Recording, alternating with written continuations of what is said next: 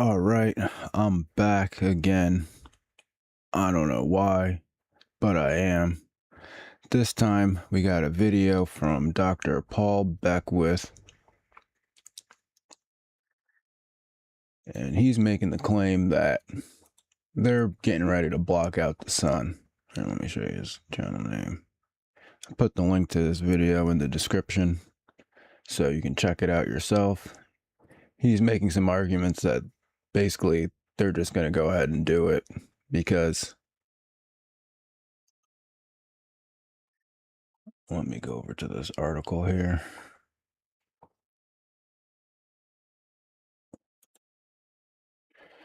Now, he's got a different article. He's got one from Politico magazine.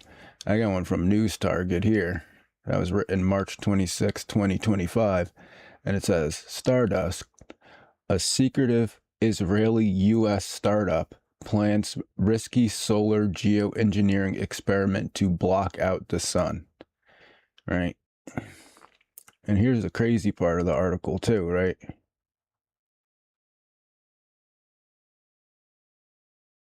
Military-industrial ties and the push for climate control.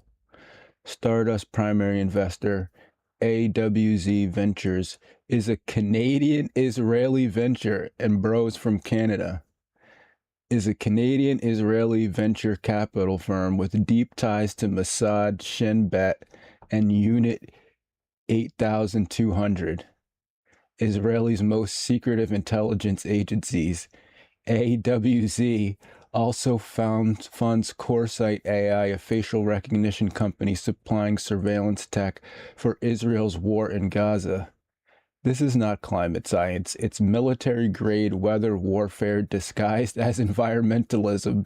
Bruh. I didn't write this article. I'm just reading it.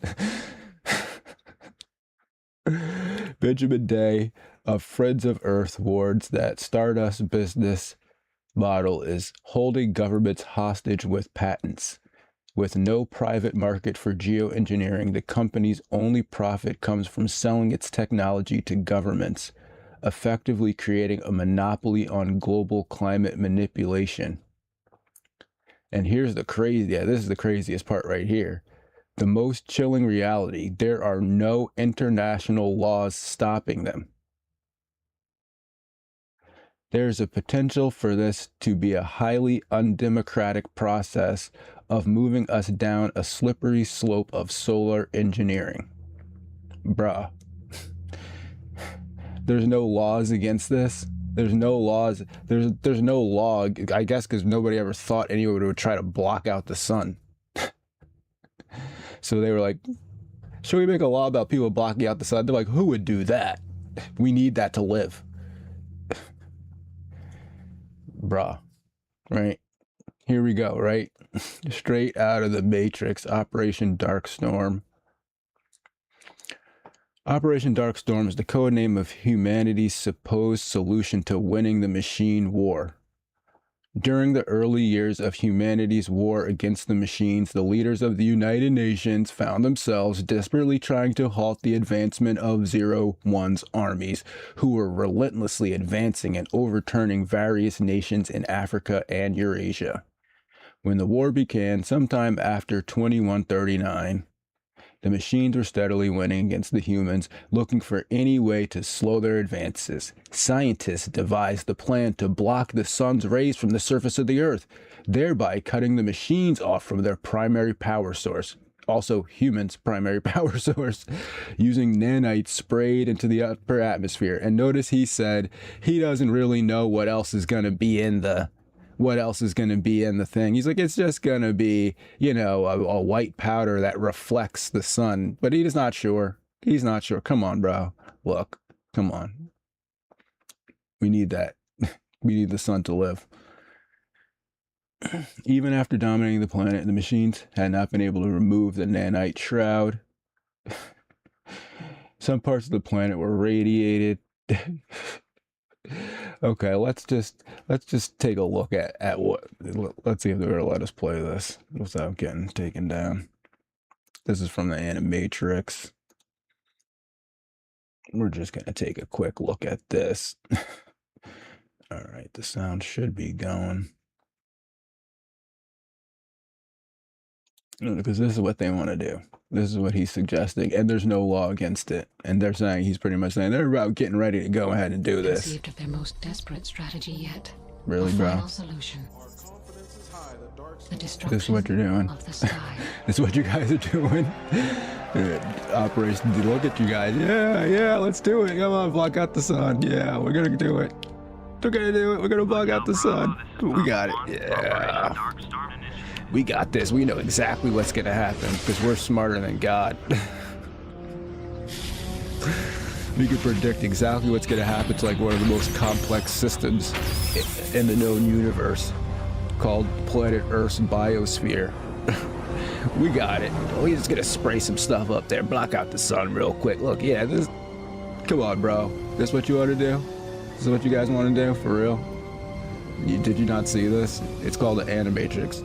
Thus would man try to cut the machines. Oh, people off might be getting from the sun, nervous, man. their main Oh, a little energy bit? You want to source. block out the source of life for humanity? May there be mercy on man and machine. Just for their casually sins. do it with some Israeli, U.S., Canadian military stuff? Come on, bro. Come on, bro.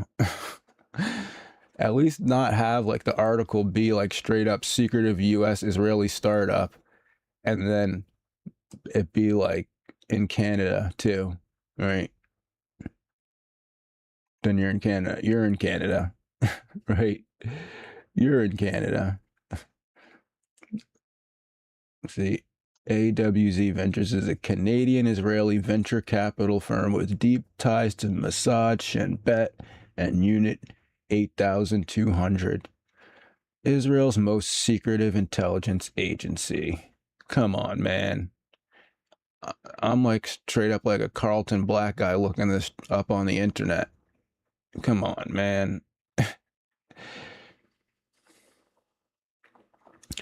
All right, real quick. Let's just ask Grok what's gonna happen if we block out the sun.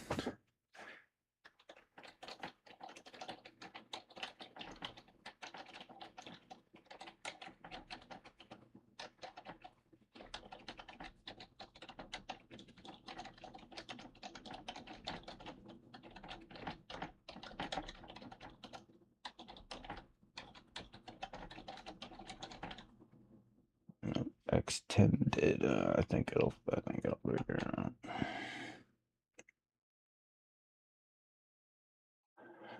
Blocking out the sun for an extended period, weeks or years, would trigger a rapid, cascading catastrophe for humans and most life on Earth. Here's what would happen step by step on different timescales. 24 to 48 hours, global temperatures begin dropping immediately. Average surface cooling of 0.5 to 1 Celsius per day. First, faster over lands than oceans.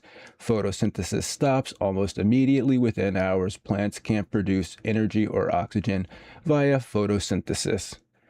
Temperatures plummet. First week's temperatures plummet. All annual crops. 80% of human calories stop growing and begin dying within days to weeks. Leafy greens and most vegetables die in 1 to 3 weeks. Panic buying, riots, collapse of food distribution systems begin as people realize crops are failing worldwide. 1 to 3 months, global temperatures drop even more. Mid-latitudes experience Siberian Arctic winter conditions year-round. Most trees lose leaves and die. Phytoplankton in the ocean, which produce 50 to 80% of Earth's oxygen and form the base of the marine food chain, collapse within weeks. Massive marine die-offs follow. Oxygen levels in the atmosphere begin dropping very slowly at first. We have centuries of O2 stored, but the collapse of the producers is inevitable once started. Starvation becomes widespread. Stored food runs out in most countries within 1 to 6 months. Okay, we were not going to go any further than that. Okay. I don't know. Maybe Grok is just completely wrong. You guys can check out his video and come up with your own conclusion, though.